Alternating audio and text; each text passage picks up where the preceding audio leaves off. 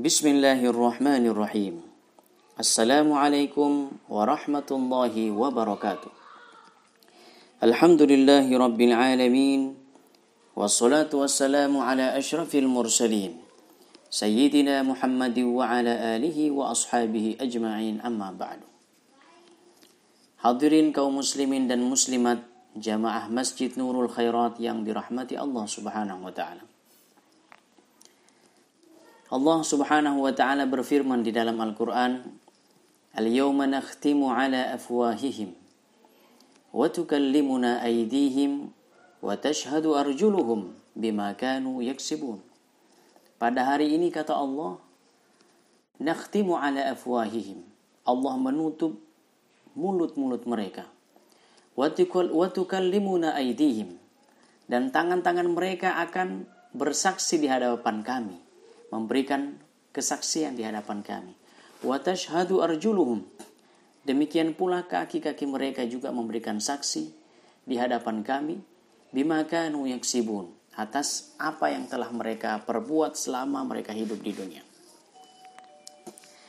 Segala sesuatu yang ada di hadapan kita bisa jadi memberi saksi di hadapan kita di hari akhirat kelak.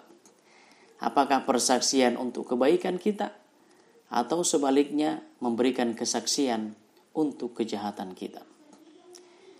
Mengapa setiap kali sholat sunnah kita dianjurkan berpindah tempat? Ketika kita masuk masjid, kita sholat sunnah tahiyatul masjid di sisi sebelah kiri masjid. Setelah sholat sunnah tahiyatul masjid selesai, kita pindah di sebelahnya atau di sebelah kanannya atau di belakangnya. Mengapa demikian? Ulama menganjurkan seperti itu dan bahkan dikategorikan sunnah karena semakin banyak tempat kita bersujud di atas bumi ini, akan semakin banyak pula yang akan menjadi saksi di hadapan Allah Subhanahu wa ta'ala untuk kita di akhirat kelak. Lantai-lantai yang pernah kita tempati bersujud akan bersaksi di hadapan Allah. Apakah kita sujud di rumah makan, di musola rumah makan, kita sujud di musola tempat kita musafir atau masjid, kita sujud di rumah kita sujud di masjid, semua itu akan menjadi saksi di hadapan Allah Subhanahu wa ta'ala. Akan menjadi saksi di hadapan Allah Subhanahu wa ta'ala bahwa kita telah melakukan kebaikan di atasnya.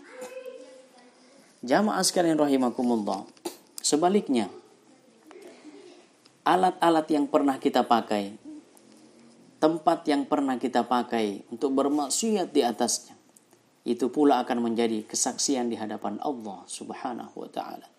La haula wa la quwwata illa billah.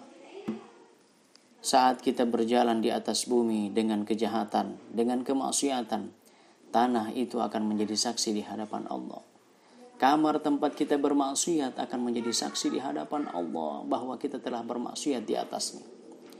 Handphone yang pernah kita pakai, walayyaudzubillah, juga akan menjadi saksi di hadapan Allah apa semua yang kita lakukan dengan handphone itu.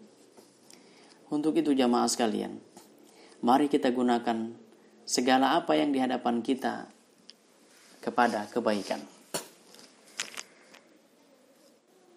Pulsa data yang kita punya, yang kita beli setiap minggu atau setiap bulan, sesering mungkin kita gunakan kepada kebaikan. Minimal kita gunakan kepada hal yang mubah.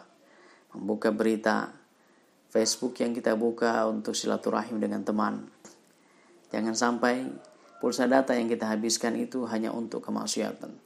Itu akan menjadi kesaksian di hadapan Allah. Dia akan bersaksi di hadapan Allah.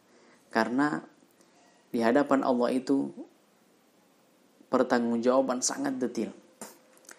Kita hidup di dunia saja. Misalkan kita kerja di kantor desa, kerja di salah satu perusahaan atau apapun itu. Setiap kali ada uang atau uang kas yang keluar, anggaran yang keluar dari kantor kita tempat bekerja, itu dimintai pertanggungjawaban yang secara detail. Misalkan kita menyalurkan bantuan kepada rakyat miskin, maka akan kita pertanggungjawabkan siapa semua yang menerima itu. Kemudian yang menerima itu masuk dalam kriteria atau tidak. Pada saat kita menyerahkan ada fotonya misalnya. Atau kita melalui rekening ada nomor rekeningnya. Dan seterusnya dan seterusnya. Itu di dunia. Di akhirat lebih detail lagi. Ketika kita melakukan kemaksiatan dengan handphone, maka handphone pertama kali bersaksi bahwa kita digunakan untuk itu. Pulsa data kita ikut. Tangan kita akan bersaksi. Kamar yang tempat kita melakukan kemaksiatan itu akan bersaksi di hadapan Allah Subhanahu wa ta'ala. Tapi sebaliknya ketika kita gunakan dalam kebaikan, maka dia akan memberikan kesaksian kebaikan kepada kita. Pulsa data juga demikian, handphone kita juga demikian. Handphone akan bersaksi di hadapan Allah bahwa ya Allah, saya bukan hanya digunakan untuk hura-hura, tapi terkadang saya digunakan untuk membaca Al-Quran, untuk mencari ilmu pengetahuan, ilmu agama, mendengarkan tausiah, mendengarkan lantunan ayat Al-Quran, dan seterusnya. Anak kita jamaah sekalian, anak yang kita didik, itu juga akan bersaksi di hadapan Allah, bahkan menjadi pahala jariah untuk kita. Makanya paling baik, jangan kita lepas begitu saja anak kita di TPA. Paling tidak ketika mereka pulang ke rumah, kita ajar mereka.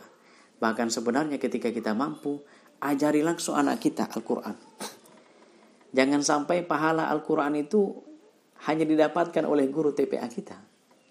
Guru TPA dari anak-anak kita. Ketika kita sendiri yang mengajarnya, bayangkan. Setiap kali dia membaca Al-Quran, satu huruf dia lafalkan dari Al-Quran, orang tuanya akan mendapatkan pahala dari situ. Kita ajari anak kita sholat. Setiap kali dia melaksanakan sholat, maka kita akan kecipratan pahalanya. Apalagi kita ajari anak kita berbuat baik, berkata jujur. Setiap kali dia berkata benar, orang tuanya akan mendapatkan pahala yang luar biasa. Jangan kita sia-siakan.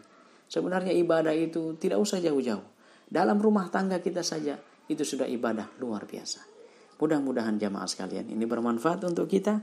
Dan kita lebih memaksimalkan potensi yang ada dalam diri kita, dalam lingkungan sekitar kita, untuk kita gunakan kepada hal-hal yang berbau kebaikan. Demikian, mudah-mudahan bermanfaat. Wallahul musta'an. Wassalamualaikum warahmatullahi wabarakatuh.